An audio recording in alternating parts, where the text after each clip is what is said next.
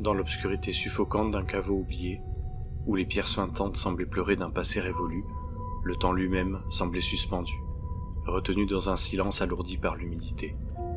Les murs, couverts de moisissures aux teintes spectrales, absorbaient chaque son, rendant l'atmosphère presque irréelle, comme si le monde extérieur n'avait jamais existé. Une flamme vacillante, fragile gardienne de lumière dans cet abîme, projetait des ombres tremblantes sur les parois rugueuses.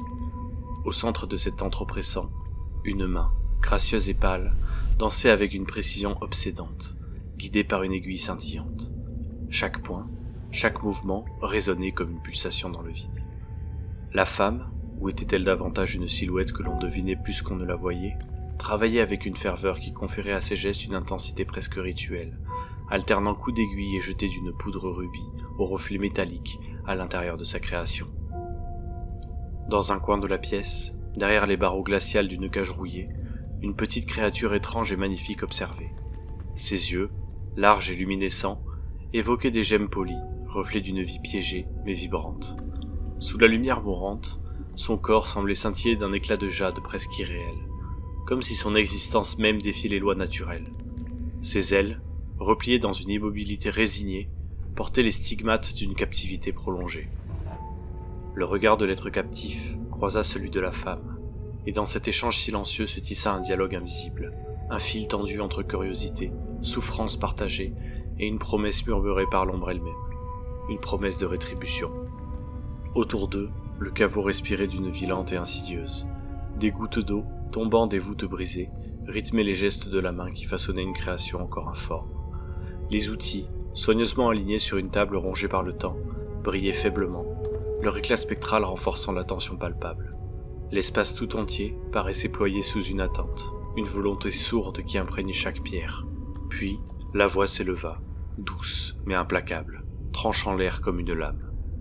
Ils paieront pour ce qu'ils vous ont fait, mère. Je vous le jure. Le ton, plus qu'un simple murmure, portait une gravité ancestrale. Chaque mot vibrait dans la pénombre, comme une invocation adressée aux forces invisibles tapies dans ce sanctuaire profané. Ce n'était pas une promesse, mais un serment. Un pacte gravé dans chaque point que la femme cousait avec une urgence presque fébrile. Ses doigts, effilés comme les griffes d'un prédateur, dansaient sur le tissu, le façonnant en quelque chose qui semblait absorber l'essence même du lieu. Elle s'interrompit alors, observant son sac de poudre rouge vide, grimaçant sous ce manque consternant de composants. Ils sont en retard. Maudit gobelin. Je vais devoir m'en occuper moi-même. Dans la cage, l'être au reflet irisé bougea légèrement. Ses ailes frémirent, envoyant une onde d'espoir à travers l'air stagnant, et son regard brilla d'un éclat redoublé. Une lumière froide passa sur ses écailles, évoquant un feu vert prisonnier de sa propre splendeur. La femme, inspirée par ce frisson de vie, accéléra ses gestes. Le tissu prenait forme, un objet à la fois beau et terrible, une œuvre qui paraissait vibrer d'un pouvoir latent. Chaque coup d'aiguille résonnait comme un battement de cœur, une pulsation défiant la léthargie pesante du caveau. Lorsque l'aube commença à filtrer à travers une fente étroite dans les pierres, un rayon de lumière frappa la cage, illuminant brièvement l'être captif. Ses écailles s'enflammèrent d'une lumière éphémère, mais intense, comme un présage. Une révolte silencieuse naissait dans ce halo, une promesse portée par les ténèbres elles-mêmes. Avec un dernier mouvement précis, la femme acheva son ouvrage. Elle leva l'aiguille, la contemplant un instant à la lumière déclinante de la flamme. Dans ses mains reposait une création qui semblait respirer, incarnant autant la douleur de son labeur que la vengeance silencieuse qui imprégnait le lieu. Elle s'arrêta, tendant l'oreille au murmure qui s'élevait dans l'air humide, se mêlant aux gouttes d'eau, tombant des voûtes comme une étrange mélodie. Un instant suspendu, empreint d'une gravité presque rituelle.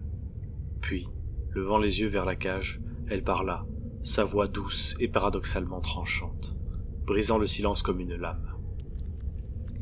Bientôt. Mais il me manque le dernier composant.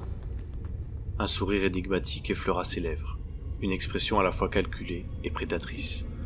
D'un mouvement brusque, elle se redressa, sa silhouette élancée se découpant dans la lumière vacillante.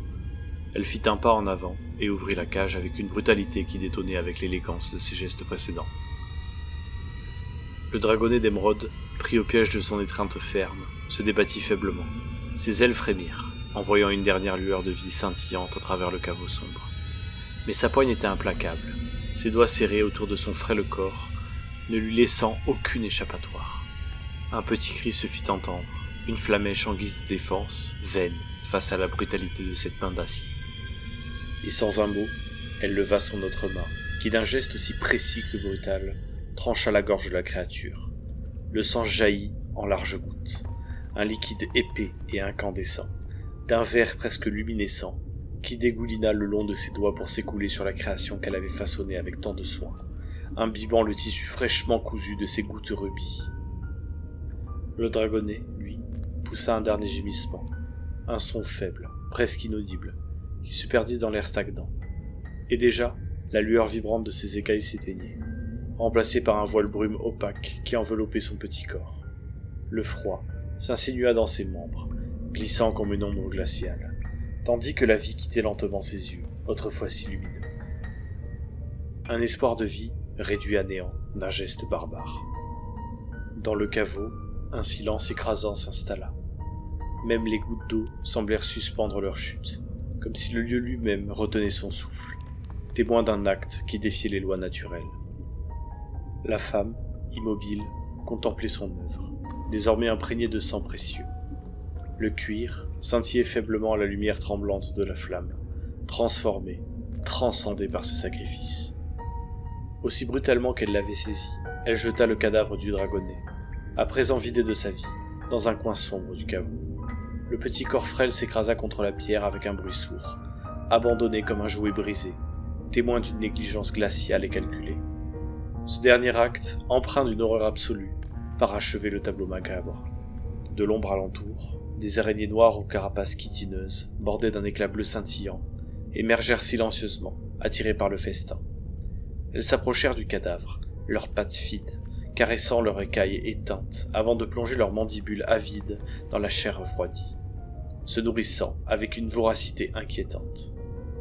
Un sourire satisfait s'étira sur les lèvres de la tisseuse. Désormais, dans le caveau, tout sembla retenir son souffle, alors que le tissu imprégné frémit doucement, animé par la vie sacrifiée.